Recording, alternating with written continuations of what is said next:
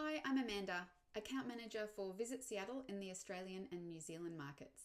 And welcome to this webinar featuring the magnificent city of Seattle. A city commonly referred to as the Emerald City and more recently as Mother Nature's City. Can you guess why? It's super simple. Seattle is completely surrounded by lush greenery, the Cascade and Olympic mountain ranges, and of course, those famous bodies of water, Lake Union, Lake Washington, and the stunning Puget Sound, where all of the major cruise lines sail up to Alaska every cruise season. Seattle is located in the Evergreen State, the state of Washington, and you'll find this beautiful green region in the top left-hand corner of the United States. Vancouver, Canada is about a 2.5 hours drive to the north, and Portland, Oregon is around 3 hours drive to the south. Both are great destinations to combine with Seattle when planning a road trip in the US or a fly, cruise, drive itinerary for your clients. The gateway to Seattle is Seattle-Tacoma International Airport, and there are multiple routes Australian and New Zealand travellers can take to get there. Passengers can connect via LA, San Francisco, Vancouver, Hawaii, Tahiti, and even Taipei. But your clients could also choose to arrive by car, by train. The Amtrak has some fantastic itineraries incorporating Seattle, or even by seaplane. From Vancouver, it's just a quick 1-hour flight. And when your clients arrive, Seattle is bustling and vibrant and jam-packed with iconic sights and unique attractions. Like the Space Needle, built in 1962 for the World's Fair, it recently has had a massive $100 million refurbishment, so you can look out over the breathtaking 360-degree views over the city, the Puget Sound, Mount Rainier, and the Cascade and Olympic mountain ranges. You can get a drink or a bite to eat at the cafe, and if you're brave enough, you can step onto the Loop, the world's first and only glass rotating platform. And Pike Place Market. Founded in 1907, it's the longest running farmers market in the whole of the USA.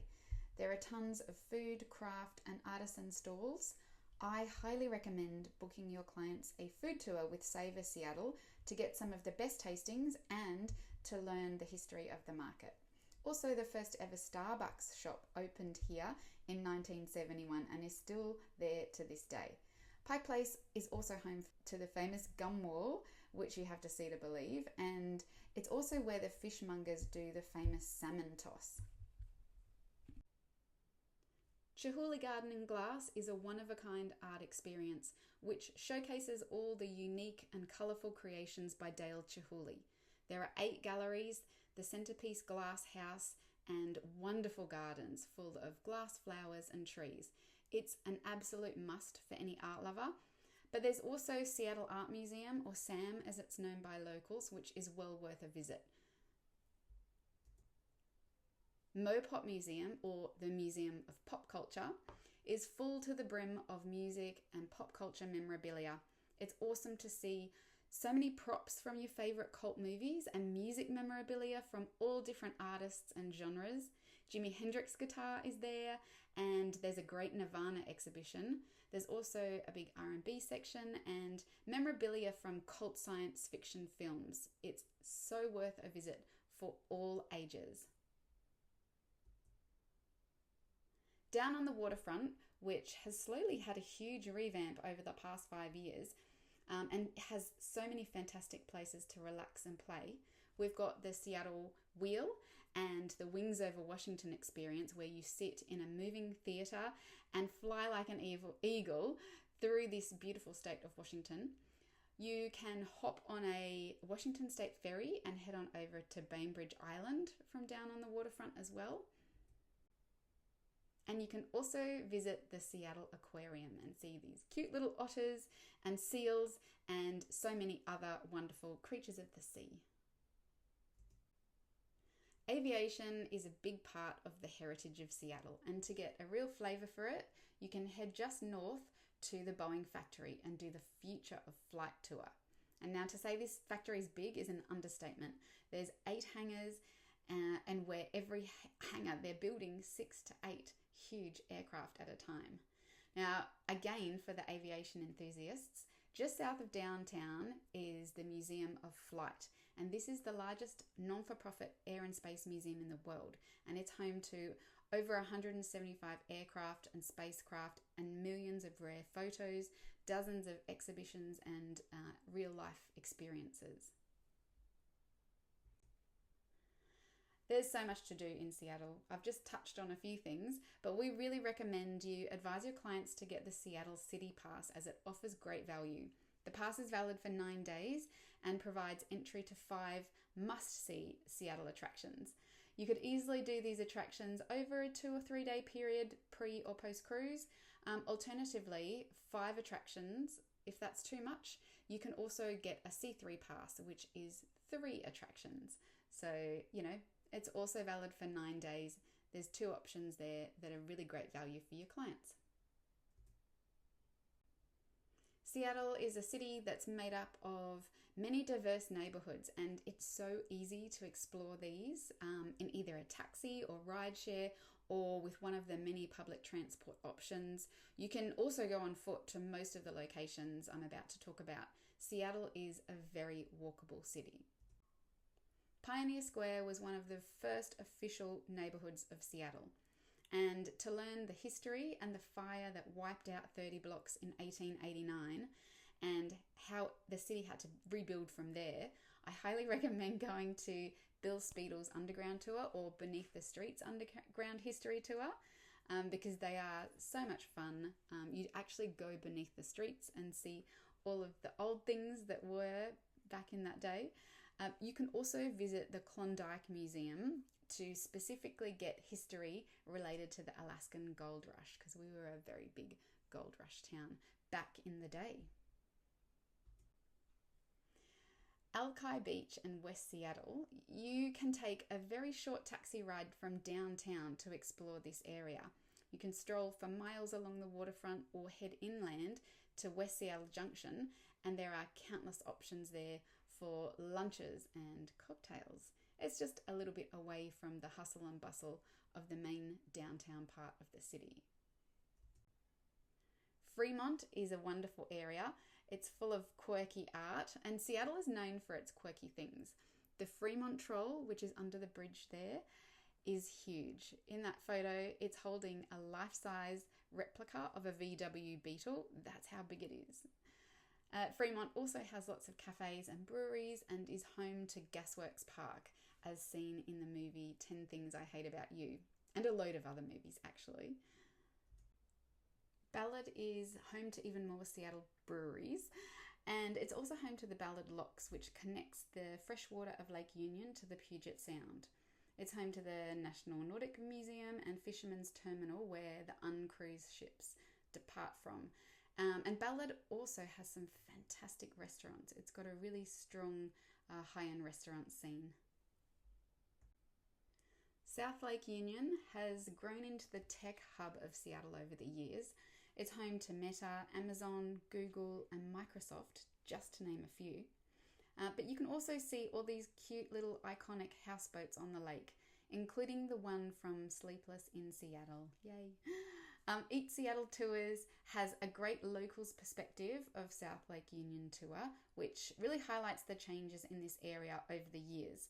Now, the lake is an airstrip. Remember I told you that your clients could fly from Vancouver on a seaplane? Well, this is where they would land. It's great to see the airplanes taking off and landing. Another fun thing you can do is rent a hot tub or a sauna boat. Imagine floating on the water in a hot tub boat full of eskies and cold brews, or sitting in a sauna and looking out at this beautiful lake. It's fantastic and fabulous. I can't wait to do that one day. Speaking of fabulous, Capitol Hill is the center of Seattle's LGBTQIA+ community. So here you can sign up for some really fun nights with full drag queen bingo shows or regular drag queen bingo nights. There's also a lot of wonderful restaurants and cafes in this neighborhood too. Now, I can't do a presentation on Seattle without mentioning sports. We have every major sporting team. soccer, NFL, rugby, baseball. It's all here. The Climate Pledge Arena is home to the famous Seattle Kraken ice hockey team and the Women's Storm basketball team. But we also have T-Mobile Park, which is home to the Mariners baseball team, and Lumen Field, home to the Seahawks. Yes, the Hawks, winners of the Super Bowl 2025. It's also home to the Sounders, Seattle's soccer team. And Seattle is proudly one of the host cities for this year's FIFA World Cup. We've got 6 matches that will take place at Lumen Field between June and July, including that highly anticipated USA v Australia match. So sport fans can also take guided tours of all of these arenas, which play host to multiple concerts and other family events throughout the year too. Being surrounded by nature has its advantages. There are plenty of parks and open spaces all over the city. Having so much water on their doorstep is sure to keep your clients active. From hiking trails to sailing, paddleboarding and kayaking, there is something for everyone in this city. And being Mother Nature's city, Seattle obviously has an abundance of fresh farm-to-table produce. You'll see plenty of restaurants with that freshest of fresh seafood as well. So pairing that with some Washington State wine is bound to put a smile on any traveler's face. And if you didn't already know, the state of Washington is a huge wine producer, second in the US to California, in fact. So Washington State, you can choose over 1,000 vineyards and tasting rooms to visit. Key areas for wine country are a little bit away from Seattle. It's Yakima, Tri-Cities and Walla Walla, all of which are 2, 3 and 4 hour drive respectively, or under an hour by plane. And if your clients are a bit time restricted and don't want to go that far away from the city, you can also experience great wine just 30 minutes out of Seattle at the town of Woodinville. It provides a really accessible spot to taste wine at one of over 115 tasting rooms. And Washington State also has 3 wonderful national parks: Mount Rainier National Park, Olympic National Park, and North Cascades National Park. Day trips to Mount Rainier can be taken from Seattle, but if you want to explore the beauty of the other 2 parks, it's best to see them over a couple of days on a road trip, just simply because of their distance and their size. As you can see on the map, all are within great proximity to Seattle. Olympic National Park is home to incredible landscapes with the contrast of hot springs and cool mountain lakes. It's home to the high mountains of Hurricane Ridge and the beautiful Pacific Coast beaches with their rock formations and tidal pools. And it's also home to the Hoh Rainforest, the only temperate rainforest in the lower 48 states, which is said to be the quietest place on Earth due to the density of the moss. Mount Rainier is one of America's most notable volcanoes, and in the winter it's covered in well over 100 glaciers, but in the spring and summer these alpine meadows come alive and there's a colourful display of wildflowers wherever you look. It's a really magical place to spend some time, and you can see Mount Rainier on a clear day from pretty much all over the state. That's how big it is. Definitely from Seattle. It's in the back of most of the photos that I put up.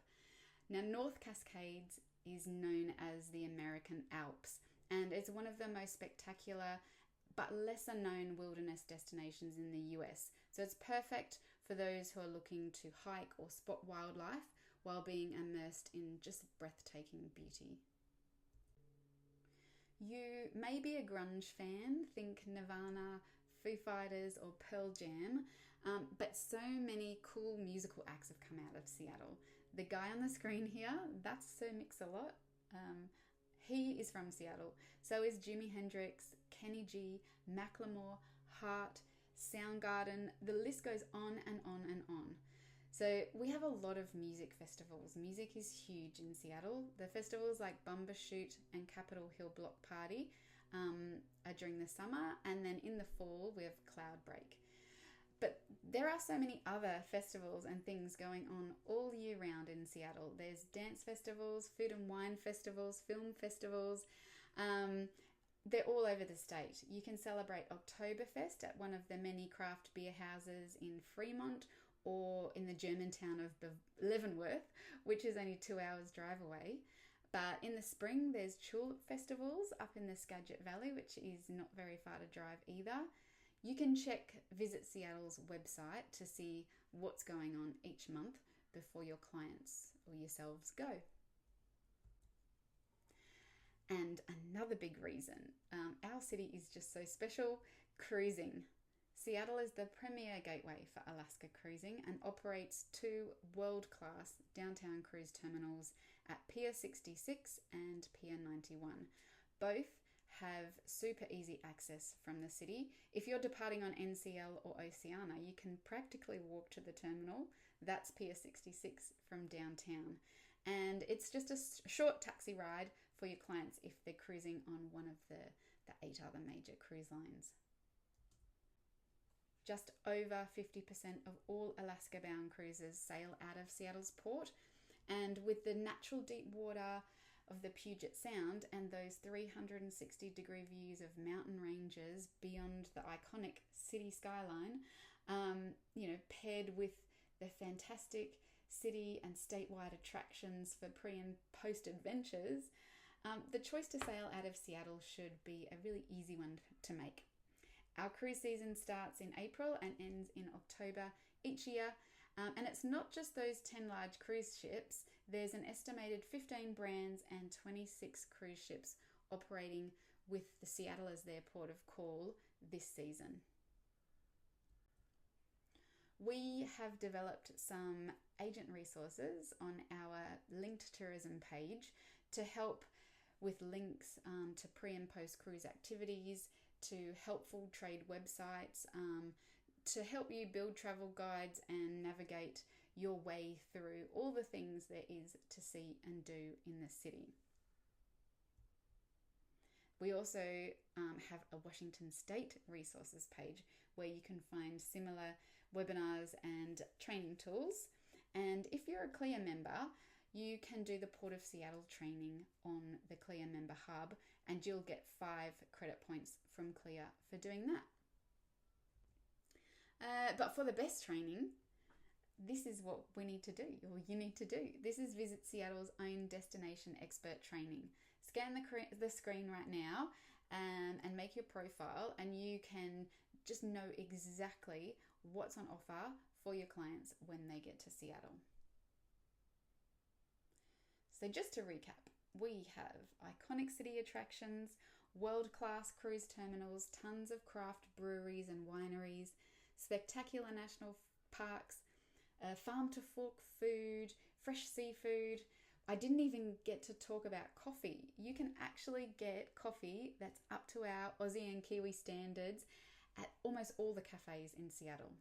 And I know, Aussies and Kiwis search high and low for good coffee. So hand on my heart, we have great coffee in Seattle. Some would dare to say it's the best in the US. Outside maybe of our neighbours in Portland. They do a good cup as well. There are roasteries dotted around every single suburb in the city, and they're superb. Once again, I'm Amanda. I'm the account manager for Visit Seattle. Anytime you need information, promotional ideas, or support, or copy, or images, videos, please reach out. And when you're next selling an Alaska cruise, please remember the option of seeing this beautiful city of Seattle, staying a few extra days, and seeing some of the bucket list experiences on offer in the state of Washington as well. You can see on that image, Mount Rainier is just in the back there. And when clients get to Seattle and they see the mountain that's just there, it's a shame that they didn't do a day tour there or hire a car and drive down and see it for themselves. Thank you for taking the time to listen today. I hope we get to meet or chat in person sometime soon, and I hope you got a bit of information out of this webinar and that you can successfully sell Seattle to your clients in the future.